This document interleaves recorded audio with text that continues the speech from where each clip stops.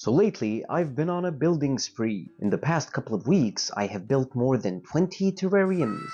Check out these cool mushroom ones. Adorable. Welcome to the microverse. For this build, I'll be using some white aquarium sand, as well as this awesome looking gravel as a false bottom.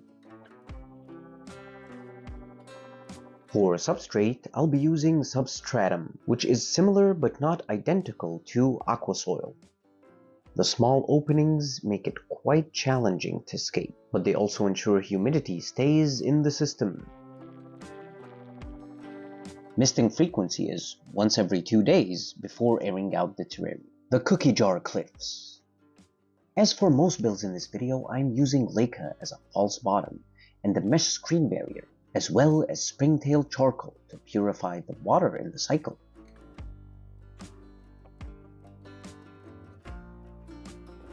The substrate I'm using is my ABG mix. List of materials and links in the description below.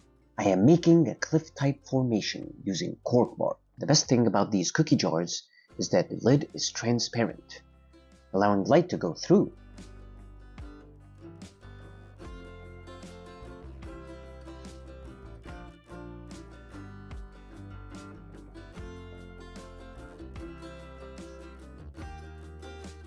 Misting frequency is once every 2 days before airing out the terrarium.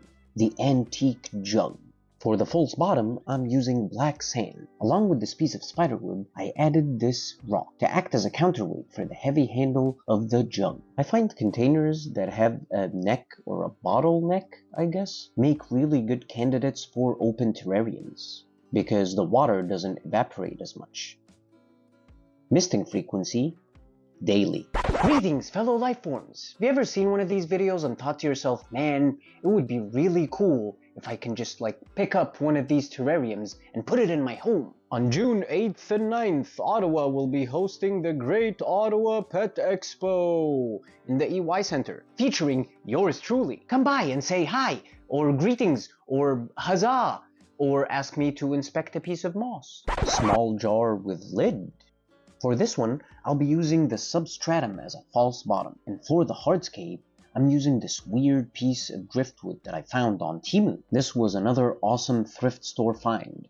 I'm not sure what it was, but due to the transparent lid, it makes for a perfect terrarium. Sometimes, small pieces of wood and some moss is all you need to make a little slice of nature. Misting frequency is once every 2 days before airing out the terrarium. The Buddha terrariums. These two terrariums are very special to me. They remind me of the amazing statues I saw in my time studying in Malaysia.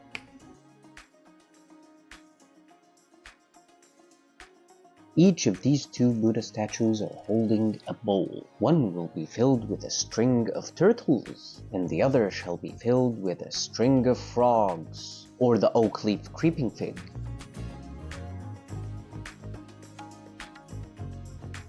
There is just something about a nice old statue, completely overtaken by moss and roots. The 4 terrariums. These 4 are technically redos. This fishbowl once housed the Venus flytrap.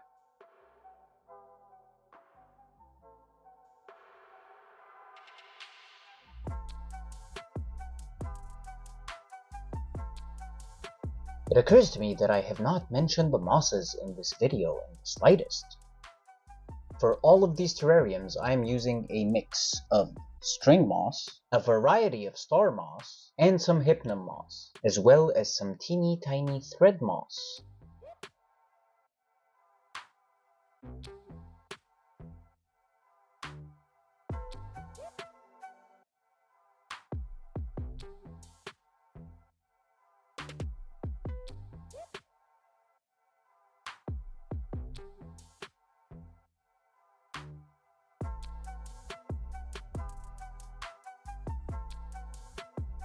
Misting frequency, daily, as these are all open terrariums. Psst. Hey. So I noticed you checking out this awesome t-shirt. Did you know that the Microverse has a store? The frosted vase. Yet another amazing find at the thrift store. The The frosted bottom serves to conceal the false bottom, which in this case is again Leica balls. After the screen barrier, I add some springtail charcoal. I fan the substrate and slope it towards the back with a brush, before adding this piece of spiderwood.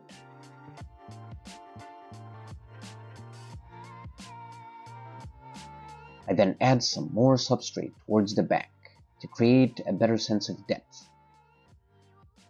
And due to the height, I'm using this variety of Sansevieria or snake plant, which is already letting out some babies. If you can identify or know the identity for sure of any of these mosses, please do let me know, as I am not an expert by any means, and do appreciate learning more about moss.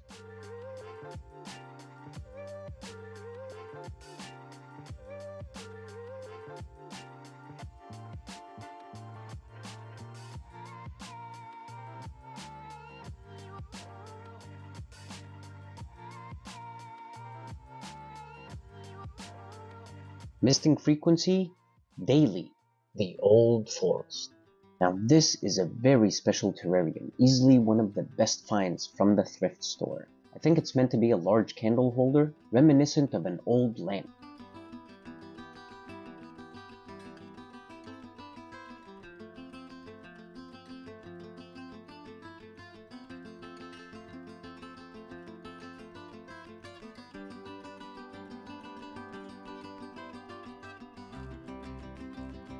I decided to build this around the concept of an old forest, ancient yet teeming with life.